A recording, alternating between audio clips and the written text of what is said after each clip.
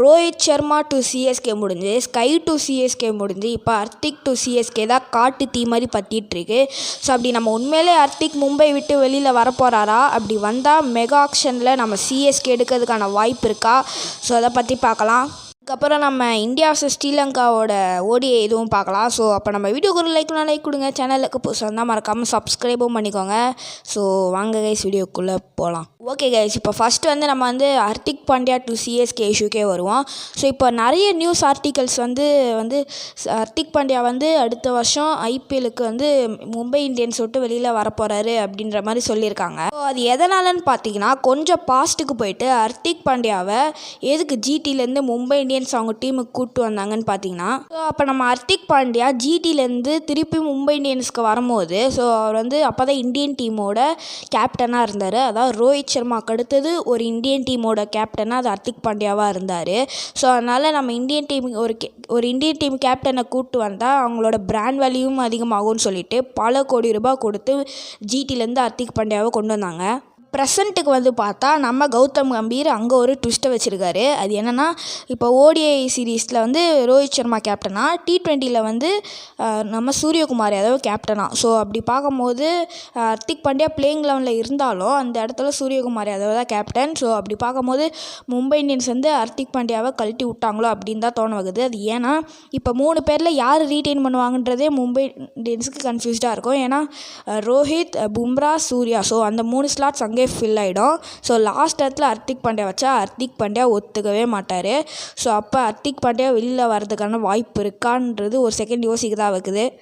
Okay guys, இப்போ நம்ம Hardik Pandya mega ஆக்ஷனுக்கு வராருன்னே வச்சுப்போம். அப்போ நம்ம சிஎஸ்கே எடுக்கிறதுக்கான வாய்ப்பு இருக்கான்னு என்ன கேட்டிங்கன்னா, அது வந்து கண்டிப்பாக கிடையாதுன்னு நான் சொல்கிறேன். அது ஏன்னா கிட்டே ஒரு வேர்ல்ட் கிளாஸ் ஆல்ரவுண்டர் இருக்கார். ஸோ அதனால் நம்ம எதுக்கு போகணுன்னு சொல்லிட்டு எனக்கு தெரிஞ்சு அவ்வளோ பிட் பண்ணாமல் கூட இருக்கலாம். ஆனால் நான் வந்து பிட் பண்ணவே மாட்டாங்கலாம் சொல்ல மாட்டேன். ஸோ கண்டிப்பாக பண்ணுவாங்க. ஆனால் இந்த 15 to 16 crores கண்டிப்பாக அந்த ரீஜன் தான் போவார் வந்தார்னா.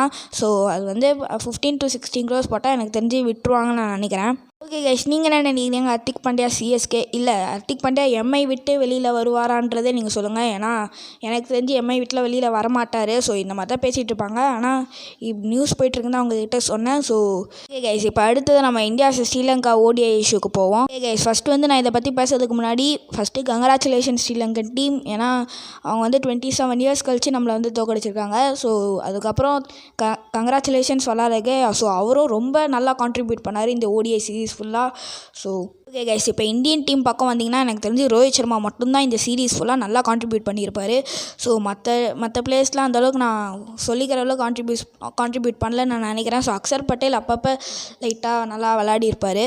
என்னை பொறுத்த வரைக்கும் இவங்க தோற்றது வந்து சீரீஸ் அப்போ கிடையாது, ஒரு ஸ்குவாட் செலெக்ஷன்லேயே தோற்றுட்டாங்கன்னு நான் நினைக்கிறேன். ஏன்னா அப்போ ஒரு வருண் சக்கரவர்த்தி, நட்ராஜன், ருத்ராஜ் கேக்வாட் இருந்தால் இந்த அளவுக்கு போயிருக்காதுன்னு நான் நினைக்கிறேன். ஸோ வந்து நான் ஜெயிச்சிருப்பாங்கன்னு சொல்ல வரல.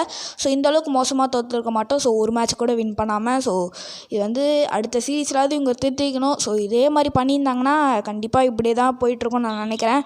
ஸோ பங்களாதேஷ் சீரீஸ் வேறு அடுத்தது வந்து ஸோ நல்ல டைம் இருக்குது. ஸோ அடுத்த சீரீஸ்க்கெலாம் ஸோ கௌதம் கம்பீர் ஸோ நினச்சி அவர் தான் பண்ணணும். ஸோ ஓகே கைஸ், இதுக்கு மேலே பேசி உங்களை போர் அடிக்க விரும்பல. ஸோ இந்த வீடியோக்கு லைக் கொடுங்க. சேனலுக்கு போய் சந்தா மறக்காமல் சப்ஸ்கிரைப் பண்ணிக்கோங்க. ஸோ நம்ம அடுத்த வீடியோவில் சந்திப்போம். So bye guys.